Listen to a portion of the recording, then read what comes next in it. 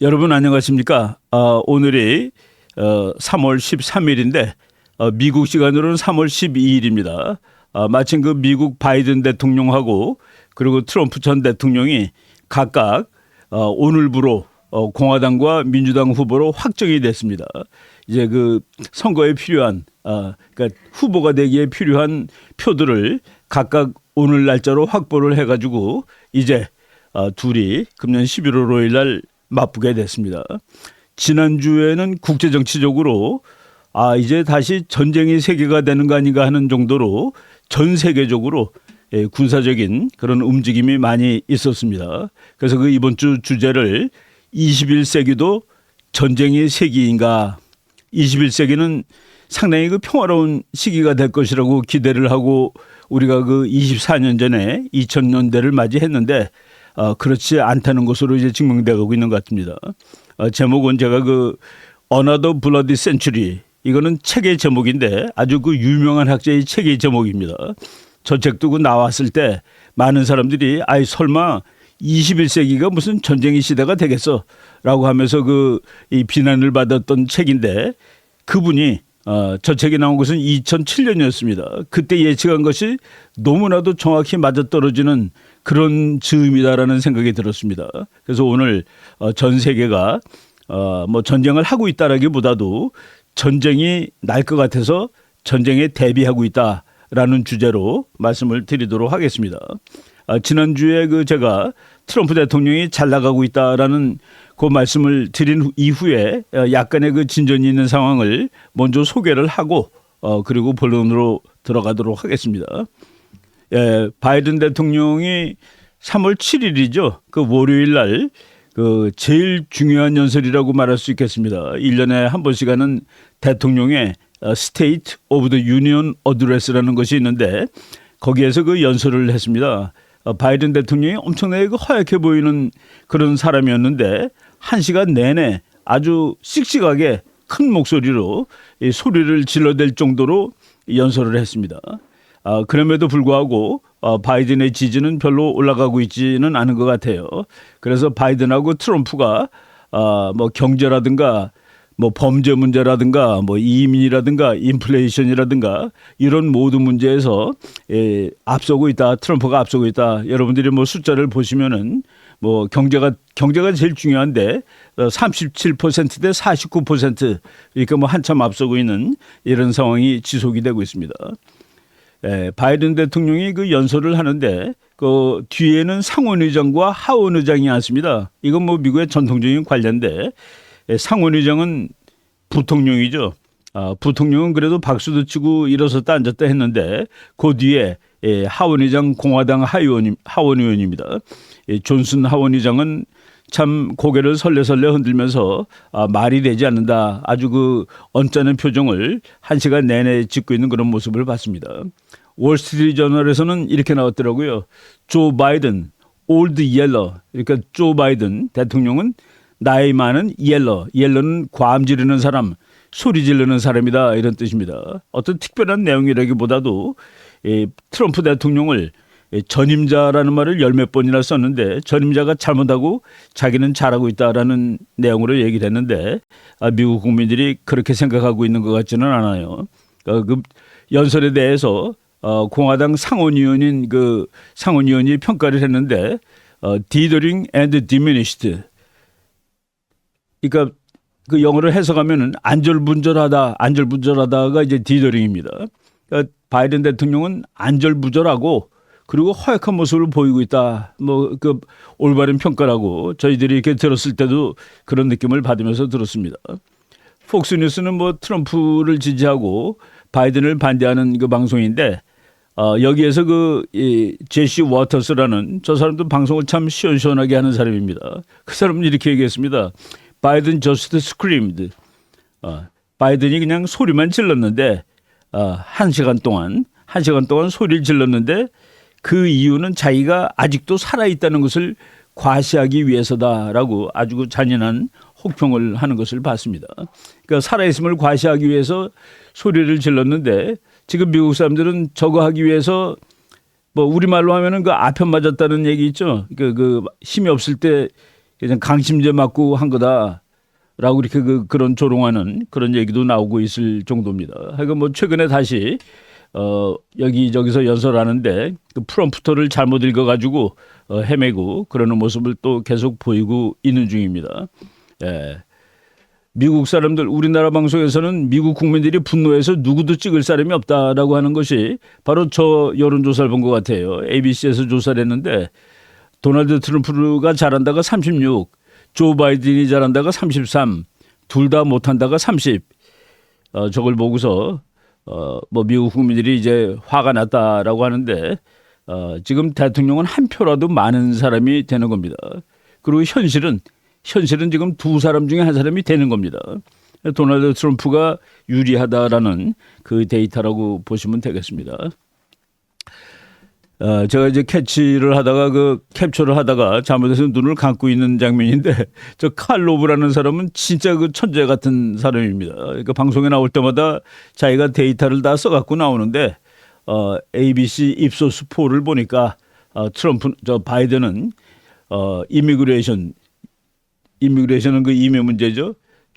잘한다가 29, 못한다가 68, 인플레이션 잘한다가 31, 66, 뭐 이런 식으로 도무지 지금 가장 큰 선거 이슈들 중에서 잘하고 있는 것이 하나도 없다라는 식으로 바이든이 아주 불리할 거다라고 이제 해설하는 그런 장면입니다.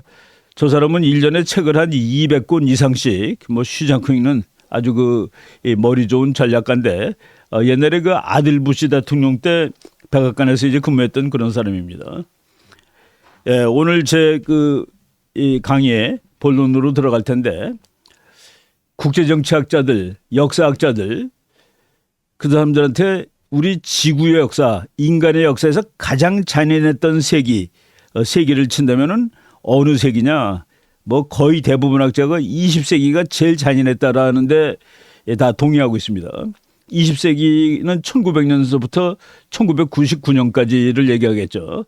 20세기는 세계 벽두에 러일 전쟁이라는 전쟁이 일어났습니다.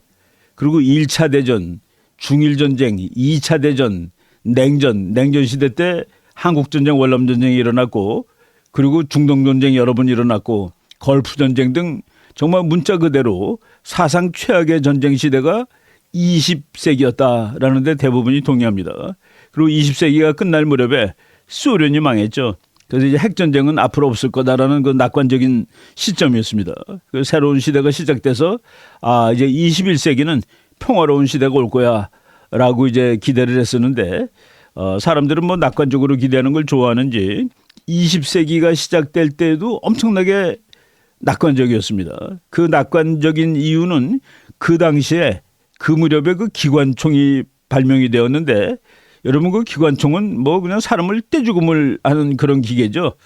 저 앞을 달려가면은 뭐 총알이 소나기처럼 쏟아지기 때문에 뭐 감히 누구도 기관총 앞을 달려갈 엄두를 내지 못합니다. 그래서 기관총이 발명되었다는 사실을 보고 야 이제는 어느 정상적인 인간도 전쟁을 할 수가 없을 거야라고 했는데 1904년에 러일 전쟁 때 지금 여러분들이 보시는 그림이 러시아의 그 기관총 뭐 그 같은 부류의 그런 기관총입니다.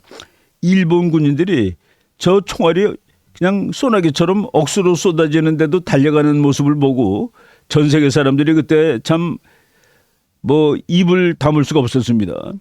저렇게 총알이 비오듯이 달려가는데도 비오듯이 쏟아지는데도 달려가는 그런 군인들이 있구나라는 사실에 놀랐죠.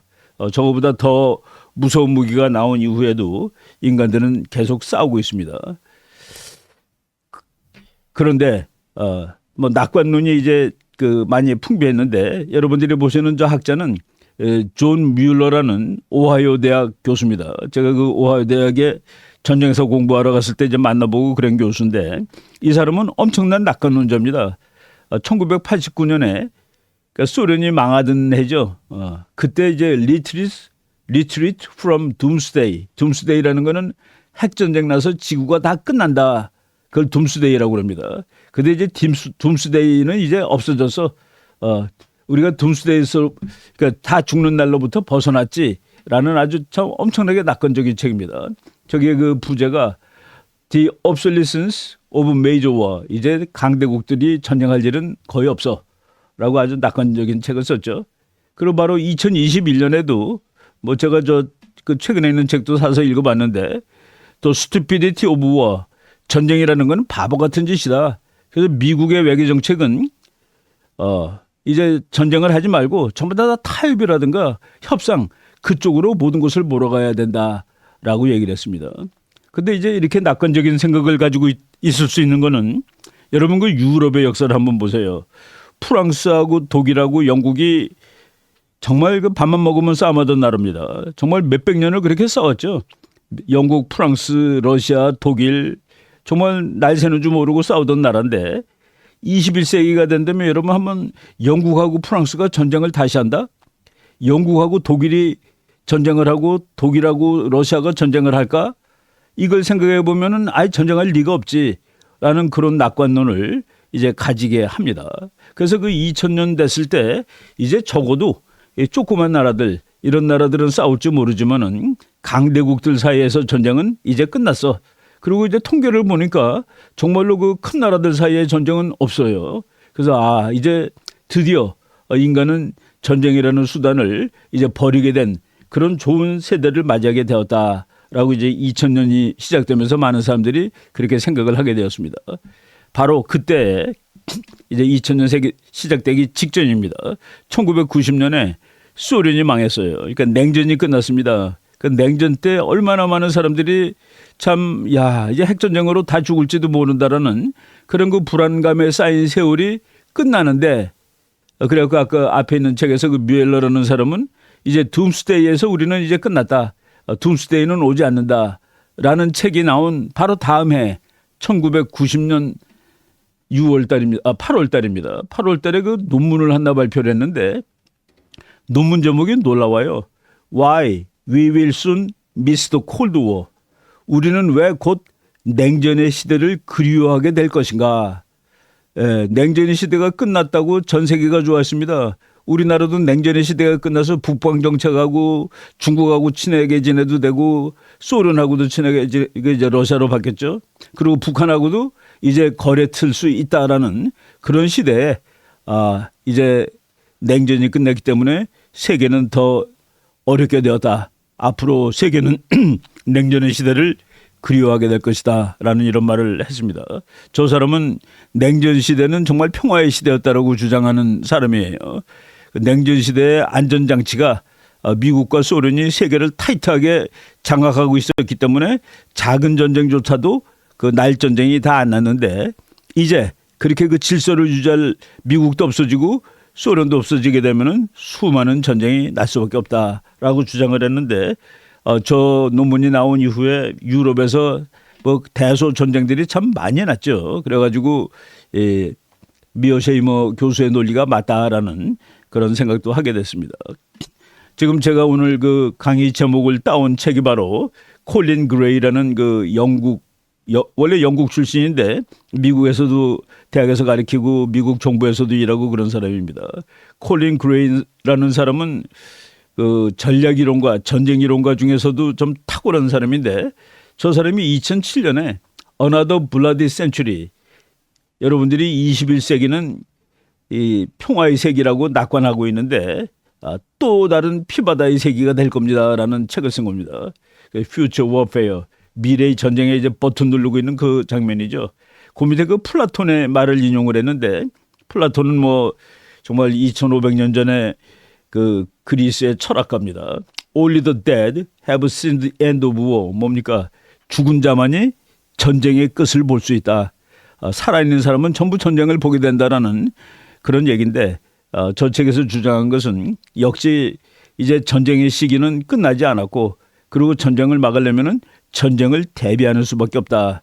저기 로마 사람이 아주 그 명언인데 Civis pacem para bellum. If you want peace, prepare for war. 당신이 평화를 원하거든 전쟁을 준비하라라는 얘기인데 바로 이런 그 비관론자들이 얘기한 것이 이제 그것이 맞는구나라는 것이 증명된 지난 한 주였습니다. 이분은 이제 콜린 그레이 교수는 뭐 1943년생인데 이렇게 나이가 뭐 많지 않으신데 2020년 2월 달에 돌아가셨습니다. 근데 저 사람을 추모하는 그 다른 학자가 콜린 그레이는 전략이론가의 전략이론가이다. 또 스트레티지스트 전략 이론가들 중에서도 전략 이론가다는 그런 찬사를 보내고 있습니다. 뭐 저 사람은 쓴 책이 많아요. 모든 스트레티지, 현대 전략론, 더 레버리지 오브 씨 파워, 저거 우리말로 번역이 돼 있는데 해군이 강한 나라가 결국은 세계 챔피언이 된다라는 책입니다. 아마 중국 사람들이 저 책 읽고서 해군력을 엄청나게 강조하고 있다라고 보셔도 됩니다. 그리고 War, Peace and International Relations, 전쟁, 평화, 그리고 국제관계. 제가 저 제목에서 그 힌트를 얻어가지고 제가 한 2, 3년 전에 쓴 책 제목을 전쟁과 국제정치라고 이제 잡은 적이 있었습니다. Weapons don't make war. 저것도 아주 도발적인 제목인데, 꼰총이 사람을 죽입니까? 사람이 사람을 죽입니까? 사람이 사람을 죽이는 것이죠. 누구를 죽이고 싶은 사람은 꼰총이 없으면 칼 가지고 와서 죽인다. 그러니까 자꾸 왜 무기를 쳐다보느냐. 그 정치적인 구조라든가 인간의 미움이라든가 이런 것을 봐야지 무기를 줄였다고 전쟁이 줄어드는 것은 아니다라는 그런 또 기존의 많은 사람들의 생각과 다른 이런 뭐 이것 외에도 전부에서 한 30권 쓴 사람입니다. 그러니까 수많은 책을 쓴 대전략가인데 그분이 얘기한 그 내용을 잠깐 요약을 해보겠습니다. 콜린 그레이 교수는 낙관론 가지고 지금 2007년이니까 2000년대 초반에 낙관론 희망 뭐 이런 식으로 전부 다 사람들이 생각하고 있지만은 그렇지 않다. 폭력은 앞으로도 계속 상존할 것이다. 그래서 이제 이유를 대고 있는 것이죠. 우리가 그 역사를 쭉 봤을 때 전쟁이 없는 시대가 없습니다. 전쟁이 없는 시대가 없고 그리고 전쟁이 없을 거라는 희망은 항상 오류로 판정이 됐어요. 그리고 이 사람은 또 놀랍게도 21세기는 과학의 시대인데 과학의 시대에도 다가올 전쟁의 모습이 과거 전쟁 모습과 별로 다르지 않을 것이다 라고 얘기했는데 여러분 우크라이나 전쟁을 한번 보세요. 그리고 지금 이스라엘하고 하마스 전쟁 보면은 그것이 우리가 생각했던 21세기 스타일 전쟁입니까? 1차 대전, 2차 대전하고 한국 전쟁하고 비슷한 모양의 싸움을 하고 있습니다. 총과 대포와 비행기, 우리가 아는 무슨 레이저 무기라든가 뭐 아주 21세기 아주 혁신적인 그런 무기들이 거의 사용이 되고 있잖아요. 그래서 어떤 미국의 전략가는 우크라이나에서 러시아가 싸우는 모습을 보고 이건 뭐 1차 대전, 2차 대전하고 비슷하게 싸우네 그러면서 이제 놀라고 있는 겁니다. 물론 이제 앞으로 그 전쟁 모습이 달라질 가능성은 있지만은 그 전쟁의 본질은 그대로 이제 남아있다. 그리고 전쟁은 우리 인간의 역사에 한 번도 없어진 적이 없다라고 얘기를 하고 있는데 7가지 이유를 들었습니다. 자기가 21세기도 이 전쟁의 시대가 될 수밖에 없다라는 얘기를. 첫째는 전쟁은 언제라도 우리와 함께 있었으며 전쟁은 인간 조건 속에 영원히 함께 있는 모습 중 하나다. 인간이 모여서 살고 있는 한 전쟁이라는 수단이 없어질 가능성은 없다라고 얘기를 했습니다. 둘째, 그레이 교수는 전쟁 속에는 지속적이고 변하지 않는 본질이 있다. 그리고 그 본질은 역사 속에서 찾아질 수 있으며 미래도 지속될 것이다. 그 본질이 뭘까요? 인간은 두려워합니다. 두려워하고 또 미워하고 그리고 살고 싶어 합니다. 인간이 두려워하고 미워하고 살고 싶어 하는 한 전쟁이라는 그 본질이 변하지 않고 전쟁이 없어지지 않는다는 얘기죠. 그리고 셋째, 앞으로 당분간은 국가가 아닌 국가가 아닌 단위들, 하마스는 국가가 아니죠. 뭐 테러 단체 이런 사이에서 비정규전이 유행하겠지만, 그렇지만은 강대국들 사이의 전쟁 발발 가능성이 소멸된 것은 아니다. 그러면서 이 사람은 그레이 교수는 강대국들이 싸울 수 있는 그 사이클이 다시 시작되고 있다. 그러니까 역사에 이렇게 사이클이 있는데 강대국이 싸워야 될 수 있는 그런 조건이 형성되고 있다. 그래서 미국과 중국을 보라. 패권 전쟁이 곧 있을 거 아니겠느냐. 그리고 중국과 러시아가 한 축을 열어가지고 미국에 저항할 수 있을 텐데 이는 앞으로 다가올 심각한 전쟁 유발 요인이 될 것이다. 2007년에 나온 책에서 저렇게 주장하는 겁니다. 그리고 넷째, 전쟁 발발과 전쟁의 성격을 규정하는 것은 비록 유일한 것은 아닐지라도 이거는 폴리티컬 콘텍스트, 정치적인 이유에 의해서 전쟁이 나게 돼 있는 것이다 라고 이제 얘기를 했습니다.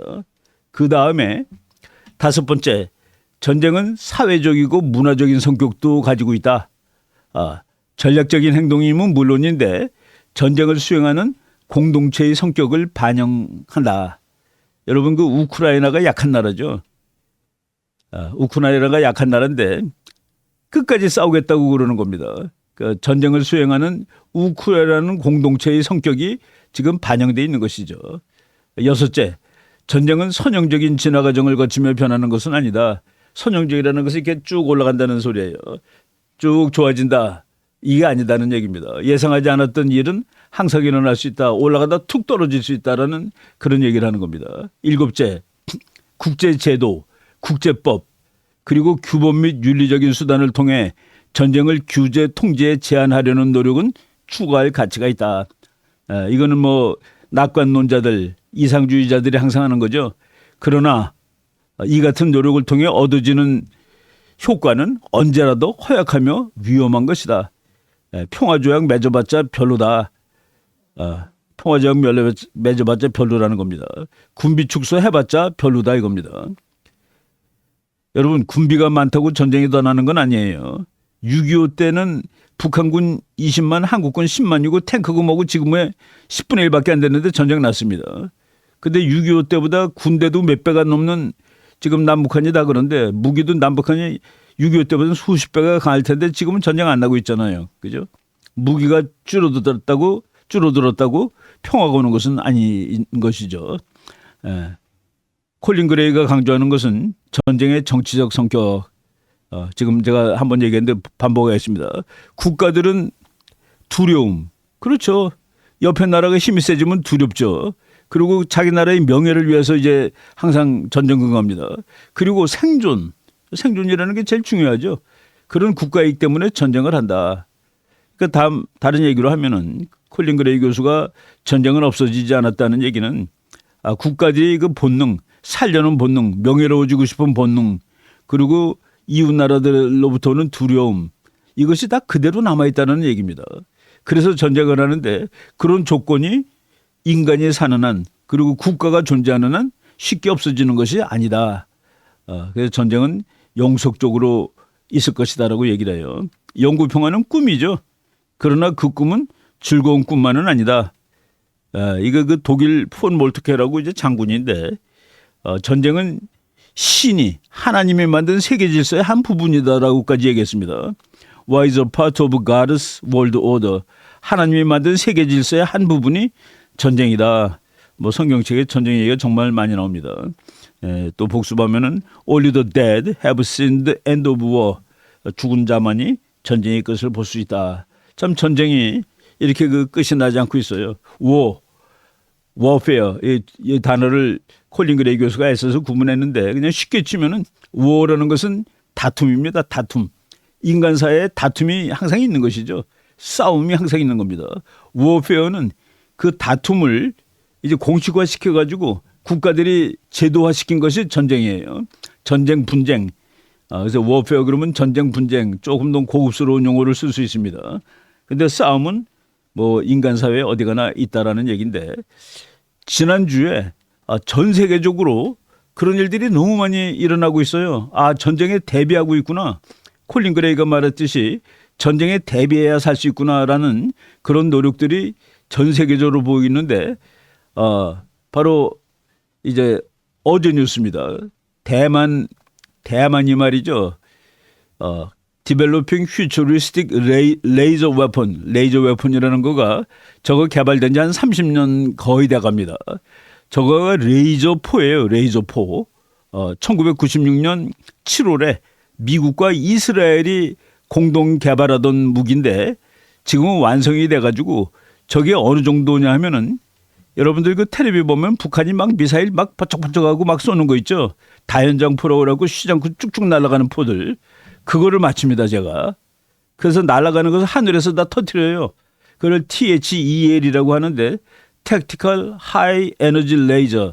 우리말로는 뭐 어떻게 번역해야 될지 모르겠습니다만은 하이 에너지, 고에너지 레이저포를 대만이 만들었대요. 대만이 저거 만들면은 중국 배들, 중국 포들 저거로 다 맞출 수 있습니다. 예, 지금 여러분들이 본 이 소련제 포인데 저게 카츄샤라는 아주 이름이 유명하죠. 지금 북한이 가지고 있는 장사포를 전부 다 카츄샤의 아류들이라고 얘기하면 됩니다. 저 카츄샤에서 쏘는 포를 레이저포로 THEL로 다 맞히는데 대만이 그거를 지금 만들었어요. 저거 우리나라에는 미국이 갖다 놨을까요? 갖다 놨다고 봐야지 맞는 말이겠죠. 저 미사일만 맞히는 게 아니라 대포알도 맞춥니다. 대포를 쐈는데 그 날아오는 대포알을 THEL 그 레이저로도 맞힌다라는 얘기를 해요. 지금 저 미국의 스트라이커라는 장갑차인데 저기에다가 그 THEL 레이저포를 달았습니다. 저 오늘 이제 대만 거는 사진이 안 나왔더라고요. 대만도 자기가 개발한 장갑차에다가 THEL 레이저포를 달았다라는 얘기가 나오는데 그 앞에 우리 그 기사의 본문에 친구가 도와줘서 만들었다. 뭐 친구 그러면 미국 아니면 이스라엘이겠죠. 미국이 도와줘서 만들었다라고 보시면 되는데 미국이 대만을 위해서는 상당히 그 놀라운 행동을 하는 것을 최근에 볼 수가 있습니다. 요거는 이제 그 북한이 뭐 엊그제 지금 한국하고 미국하고 지난주부터 이제 뭐 사상은 아니지만은 최근에 와서 아주 가장 큰 훈련을 벌이고 있습니다. 예년에 2배 정도 군사력이 동원돼 갖고 훈련을 하는데 거기에 대해서 자기네들도 맞불 훈련을 했어요. 그래서 뭐 북한판 자주포를 막 쏘는 훈련을 했습니다. 저거 그 포를 쏘는 기계를 맞추는 게 아니라 날아오는 포탄을 맞춘다는 그거가 지금 대만 얘기입니다. 김정은이가 이제 그 포 쏘는 훈련 하는데 가서 연습을 하고 있는데 저게 어디서 쏘는 것인지 한국이 곧 알아냈습니다. 평양 남서쪽에 있는 그 진남포 거기에서 바다를 향해서 쐈다라는 사실을 그대로 알아냈는데 지금 정찰 위성이라든가 또 정찰 능력이 좋아져서 저런 것을 알아차리는 일은 뭐 그다지 어려운 일은 아니에요. 지금 우리가 제일 무서워하는 게 북한의 장사정포라는 것은 그 수십 킬로 날아가는 겁니다. 뭐 서울까지 와요. 그 휴전선에서 쏘면은 저렇게 다 나와서 쏘면 온다라는 얘기입니다. 그리고 우리는 그냥 가만히 눈 감고 있으면은 뭐 수십만 발이 서울에 떨어져 가지고 수십만 명의 인명 피해를 볼 수가 있어요. 근데 전쟁은 그런 것이 아니죠. 저쪽에서 포 쏘기 전에 우리도 같이 쏘고 날아오는 포도 쏴서 맞히고 그리고 날아오는 포탄을 맞히는 것뿐만 아니라 쏘는 탱크라든가 저 자주포를 이제 공격을 하는데 쟤네들은 평소에는 땅 속에 들어가 있습니다. 그리고 이제 쏠 때는 꺼내는데 그래서 첫 발 한두 발은 못 맞힐 가능성이 있어요, 한국이. 그런데 그 이후에 꺼내는 것은 여기도 쏘기 전에 공격을 해서 괴멸시킬 수 있다라는 그런 뭐 전술적인 전략적인 그런 내용을 뭐 여러분들이 이거 뭐 전문적인 얘기니까 꼭 알고 있지 않아도 되지만은 저것이 저것 때문에 우리 큰일 났다라고 겁먹을 필요는 없다라는 의미에서 말씀을 드리는 겁니다.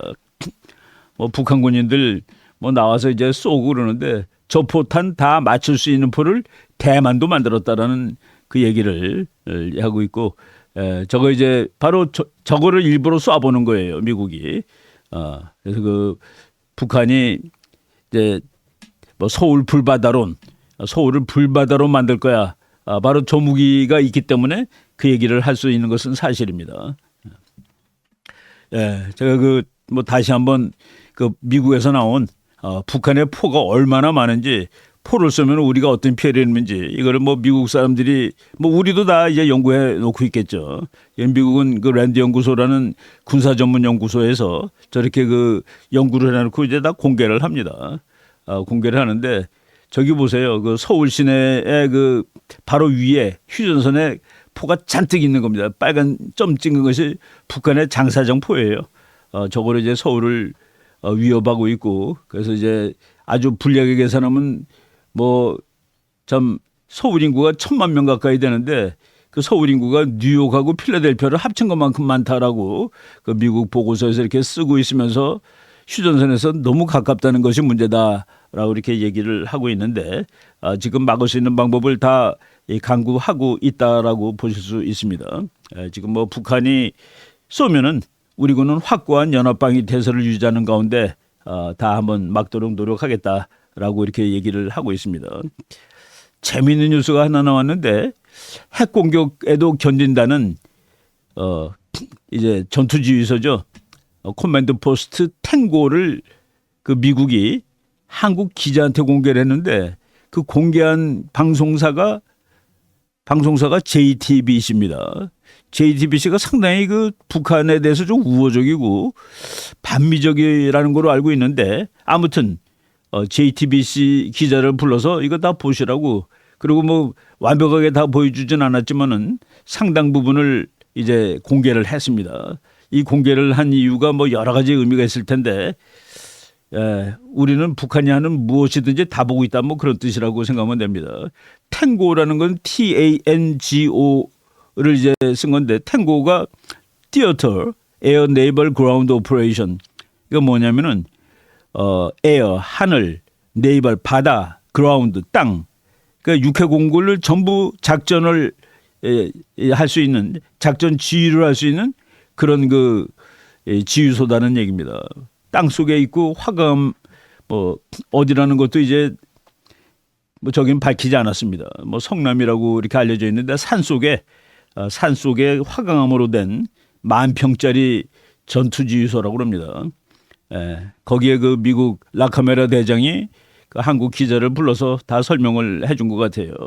그래서 모든 지역에 걸쳐 전방위적으로 존재하는 위협을 면밀히 체계적으로 감시하고 있다라고 미국 사령관이 얘기했고 우리나라 그 한미연합사 사령관입니다. 강신철 대장이라고 올해는 지난해보다 야외 기동 훈련이 더 2배 늘어났고 유엔사 회원국들도 역대 최대 규모 병력을 파견해서 이에 대비하고 있다. 그리고 이제 한미연합 그 함께 하는 것이 북한을 억제하는 데 가장 중요하다라는 식으로 이제 얘기를 했습니다. 미국이 대만에 대해서는 좀 특별하게 한다라고 지금 제가 아까 얘기했었죠.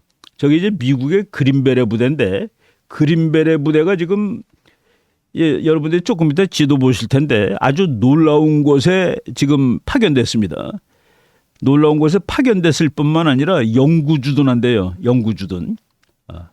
U.S. Green Beret will be deployed permanently to Taiwan's frontline island. 대만의 최전방에 있는 섬에 미국의 그린베레 부대가 영구주둔한다. 이게 무슨 소리일까요?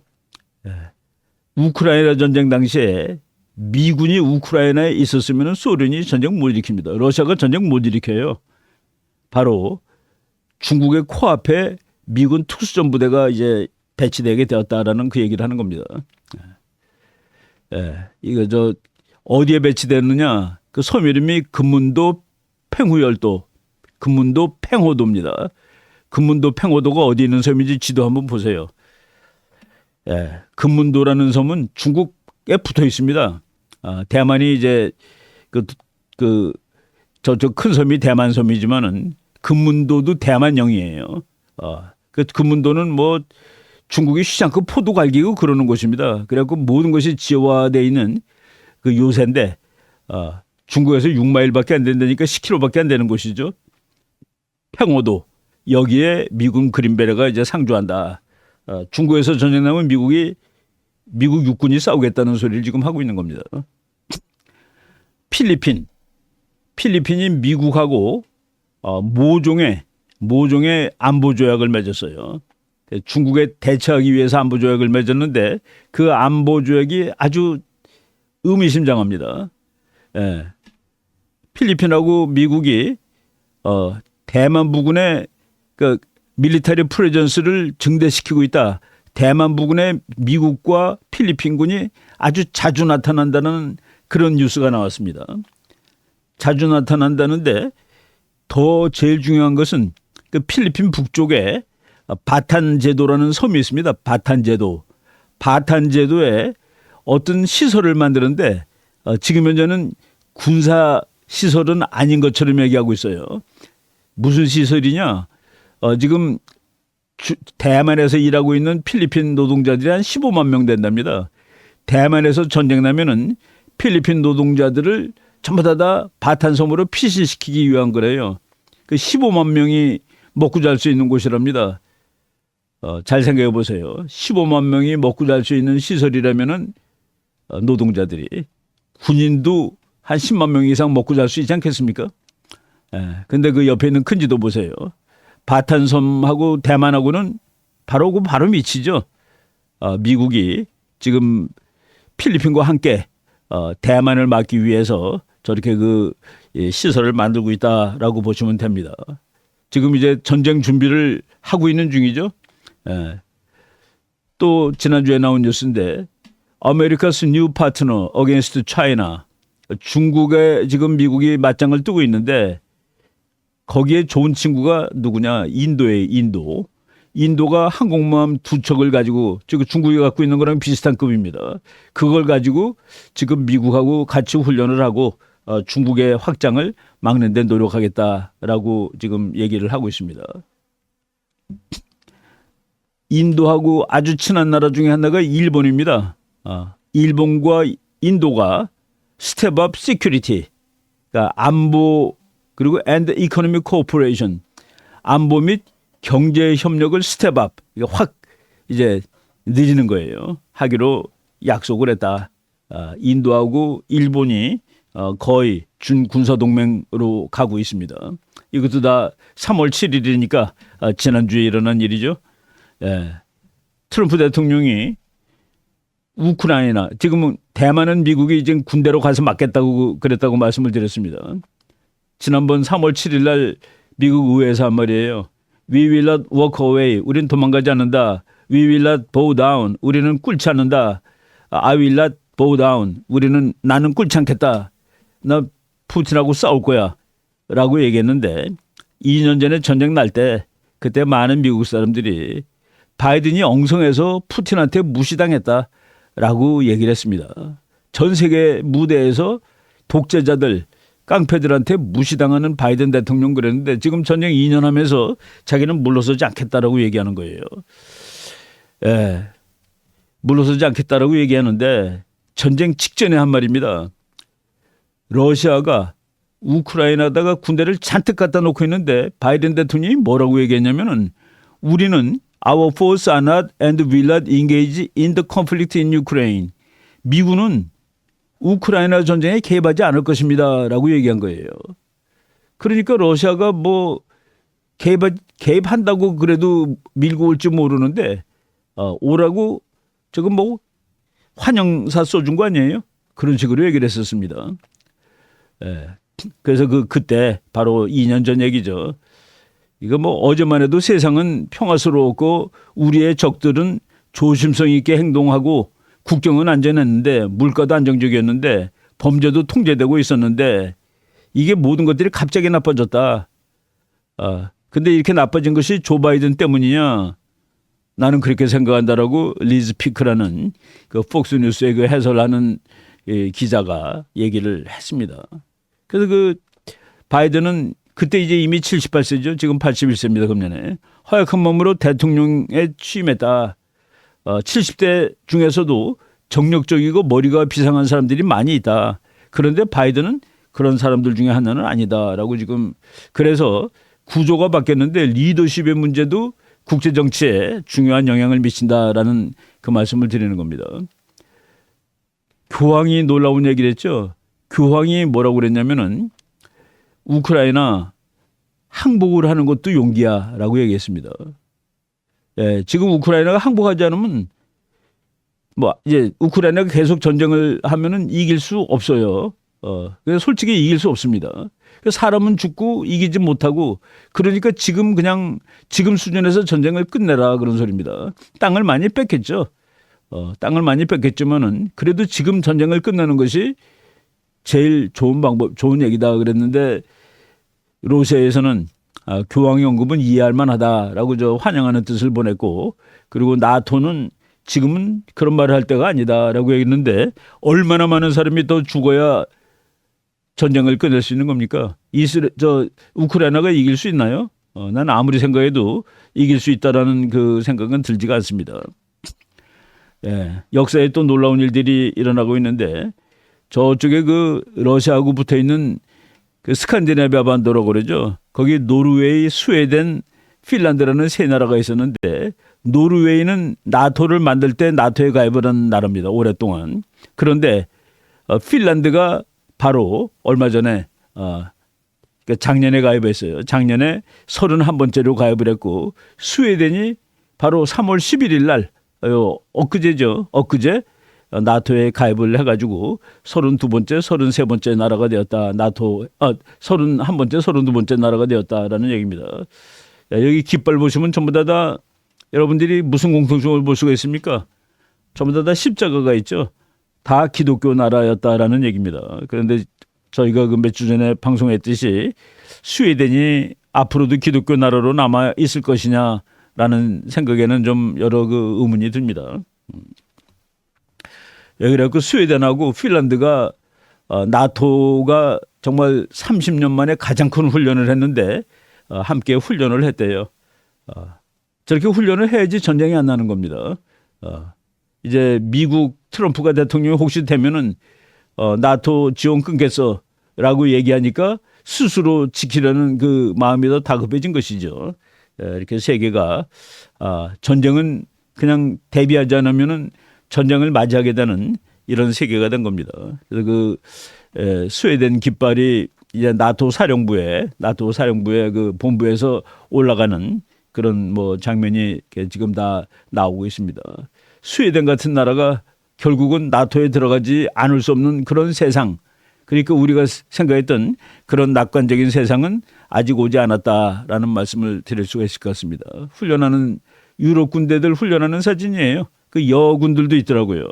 그 밑에 있는 그 사진 보면은 핀란드 국방장관도 군복 입은 사람이고 가운데 있는 사람이 노르웨이 국방장관 그리고 맨 오른쪽이 스웨덴 국방장관 이렇게 모여가지고 훈련을 같이 하고 있다. 저 나라들이 훈련을 하는 세월이 다시 올 줄 우리가 몇 년 전에 몰랐습니다. 그런데 이런 세월이 왔고 그런 세월이 곧 올 거라는 얘기를 미오샤이머 교수라든가 콜린 그레이 교수라든가 이런 사람들이 이미 예측을 하였다. 예, 뭐 세상이 그렇게 움직이는 것이죠. 미국 펜타곤인데 미국의 국방비가 미국 생긴 이래 가장 최대 제일 많은 8,500억 달러의 국방비를 2024년 국방비로 책정을 하였다라는 얘기입니다. 그래서 지금 세상은 전쟁이 그냥 계속 날 수 있는 세상이고 지금 이제 각 국가들은 거기에 대비하기 위해서 노력을 한다. 최근까지만 하더라도 설마 전쟁이 세상이 오겠어라고 생각했는데 그런 세상이 오고 있다라는 그런 말씀을 드렸습니다. 우리도 뭐 대한민국도 이제 전쟁에 항상 대비하고 평화를 유지하기 위해서는 전쟁을 준비해야 되고 그리고 평화를 가장 확실하게 유지할 수 있는 방법은 peace through strength. 힘을 통한 평화가 가장 확실한 평화다라는 그런 사실을 다시 한번 마음에 새겨야 되겠다라는 말씀을 드리겠습니다. 네, 오늘 강의 이 정도까지 하도록 하겠습니다. 여러분 감사합니다.